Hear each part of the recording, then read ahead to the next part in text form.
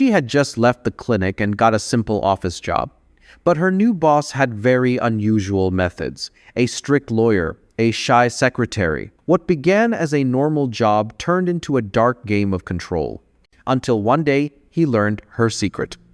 The movie starts with Lee finishing her treatment at the clinic. The girl's mother, Joan, came to pick her up. They went to the wedding of the heroine's sister. At the ceremony, Lee met Peter. They had fun on the dance floor. The father, Bert, gave Lee a hug. He was happy to see his daughter back from the clinic. From the excess of emotions the heroine felt, anxious, she withdrew to her room. Lee found her hiding place. She remembered how she used to steady herself. After a while, the girl overheard a quarrel between her parents. To calm down, she pressed a hot teapot against her leg in the morning. The heroine went to the secretarial course. Her mother came to pick her up. Joan was pleased that her daughter had found her vocation.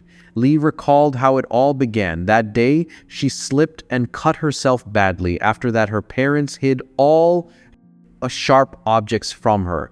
The girl went to the trash cans to discard her makeup bag in the rubbish. She discovered a newspaper. Lee circled a few ads. Then she rehearsed her speech in front of the mirror. The next day, Lee went to her first job interview.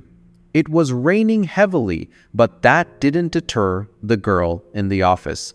She noticed a weary woman. She passed by without greeting her.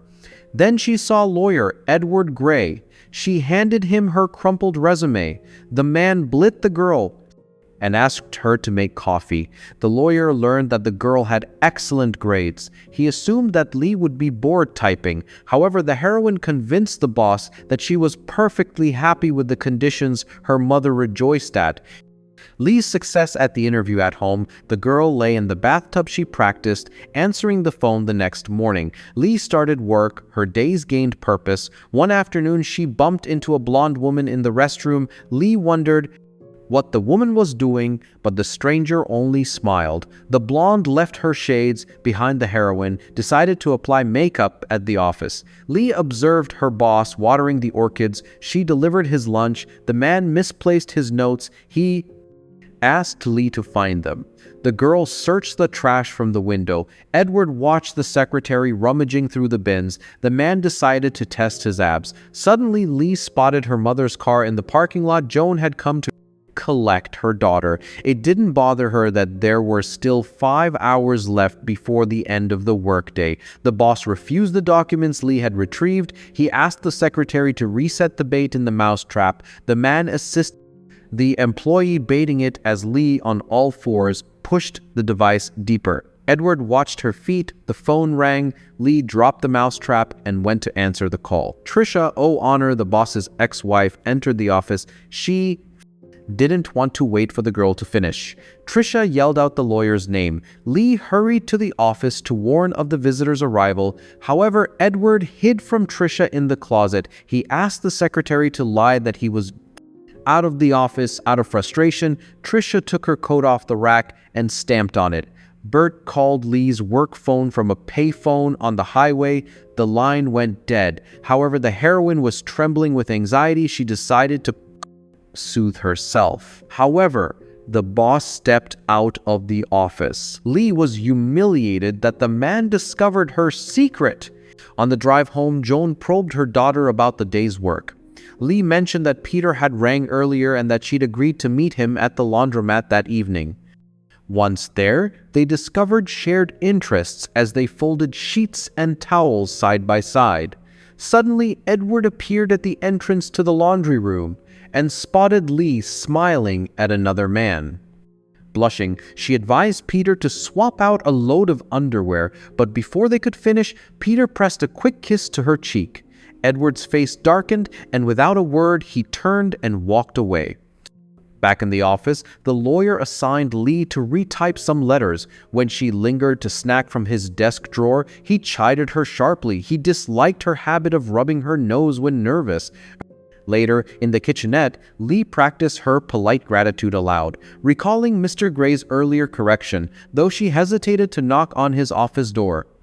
That evening, Lee visited Peter's family home, where his mother unexpectedly suggested a joint wedding with Peter's sister.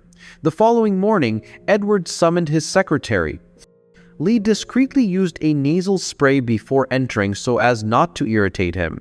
He ran her through a mock phone call to boost her confidence, then invited her to sit beside him and discuss her laundromat date. Gently, he encouraged her to speak openly about personal matters. Without warning, Edward disclosed Lee's hidden struggle and instructed her to leave the past behind and take a solitary walk home. Obediently, she strolled through the nearby park, sensing his watchful presence even as she wandered among the trees. The next day, Lee deliberately introduced an error into a memo. Mr. Gray reprimanded her for carelessness. No sooner had he left the reception than she burst into quiet sobs. Edward returned, summoning Lee into his study with the flawed letter. There, he requested she bend over his desk and read the text aloud while he administered a firm spanking on her skirted seat. They repeated this exercise several times before he instructed her to retype the corrected letter by observing it in a mirror. Admiring the faint marks on the paper, Lee then presented the polished version for his approval. Pleased, Mr. Gray praised her diligence, bringing a bright smile to her face. That evening, Lee confessed to her mother that she'd finally broken free of her old anxieties. On her way to work the next day, she discarded an old sewing kit, relying instead on the support she now received from her boss. In playful punishment for minor slip-ups, Edward once had her wander the office with her hands bound to a wooden rod. Another time, she crawled on all fours to deliver a letter. His influence extended beyond office hours. Relatives noticed Lee's newfound obedience. One afternoon, Edward proposed a horse exercise. He strapped a saddle over her blouse and offered her a carrot to clench between her teeth. Turning up a soft tune, Lee relaxed and tried to envision Peter in her daydreams, but Edward's image flooded her mind instead. Later, as Lee finalized a letter while Edward spoke on the phone, she considered sending it to a proofreader but paused, then licked the envelope herself. Mr. Gray, scarcely glancing at the contents, signed it. Flustered but determined, Lee requested to leave early, feeling hurt that he hadn't asked her to stay late. That weekend, Lee lounged by the pool with her mother and her sister's friends when Joan received a call from the hospital. Lee's father was ill. Alarmed, the women hurried to his bedside. Upset by Bert's condition, Lee sought solace in Edward's presence once more. Late one evening, Lee slipped into Edward's apartment while he was powering through a session on his treadmill. Too shy to voice her true request, she simply shared anecdotes from her day at the firm before taking her leave, and by the next morning, their subtle bond seemed repaired. Back in his study, Mr. Gray banished every red pen from sight. No matter how many typos Lee crafted, he offered no hint of reproach. Determined to capture his interest, the secretary arrived bearing fresh roses and a small portrait of herself, yet Edward remained unmoved. Frustrated, Lee stole away to the ladies' room and disciplined herself in private, unaware that he was peeking through the crack of the door. As she taped envelopes in the main office, the boss could barely restrain his impatience, so much so that he briefly doused his face with cold water. Later, seeking relief, Lee suggested to Peter that he might administer a playful spanking. He blushed so fiercely that she eventually agreed to a more modest clothed frolic in the dark. However, the morning after, she crept into the office and pilfered one of Edward's prized orchids. When he discovered the broken stem while sorting correspondence, he rose to stretch his legs, and Lee realized with trepidation that he had unearthed her secret. Edward traced the path through the office in red ink, then summoned her and, with quiet authority, instructed Lee to lift her skirt. Just then, Peter appeared in the lobby and invited her to lunch. Though tempted, Lee honored Edward's earlier command and remained, complying instead with whatever he asked. Once he'd worked off his tension, Edward dispatched her to fetch him a sandwich from the cafe across the hall. Inside the restroom, Lee sought solace in the far Stalin aware that a colleague sat next to her, overhearing each whispered confession.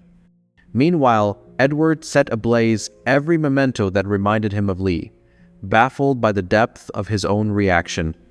When she returned, he abruptly called an interview and, much to her shock, terminated her employment. Enraged, Lee slapped him, and he in turn met her gesture with curt rudeness. Days passed as Lee perched motionless at his desk, refusing even to visit the restroom. Relatives and acquaintances came by to show their support. Mr. Gray's ex-wife even appeared, concealing her own anxiety behind a polite smile. Unable to rest in his own bed, Edward spent several nights sleeping on the office floor.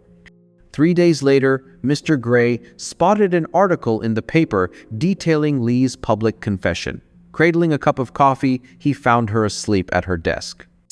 Gently awakening her, he offered a sip of the steaming brew, then swept her into his arms and carried her to the greenhouse. There, among his ferns and orchids, he helped Lee undress, bathed her carefully, and listened as she revealed the history of her scars. In that intimate sanctuary, their bond deepened. Edward answered her every question, and Lee felt safe enough to let love in. By August, they were married, their first night together spent beneath moonlight in a remote woodland. When Edward returned to work the next morning, Lee purposely scattered his papers and misaligned his books testing his devotion. Thus ends the tale of Secretary 2002.